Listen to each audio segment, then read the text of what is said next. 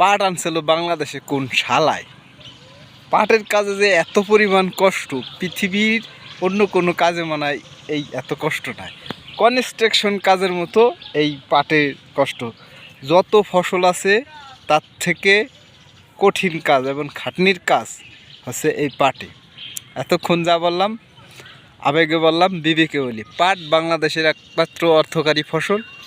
এই পাটকে কেন্দ্র করে বাংলাদেশের অনেক কর্মসংস্থান আছে, বিভিন্ন কলকারখানা আছে, এবং যারা কৃষিকাজ করে এবং যারা কৃষিকাজ করে এবং করায় এই পাটের, এতে প্রচুর পরিমাণ অর্থ আয় হয়। সুতরাং পাটের কাজ কষ্ট হলে টাকার দিক দিয়ে কিন্তু খুবই হয়। সবচাইতে যারা পাটের কাজ করে সবচাইতে তারাই টাকা পায়, অন্য অন্য ফসলে কিন্তু বেশি টাকা পায় না, পাটের কাজ হলো সবচেয়ে বেশি টাকা পায়।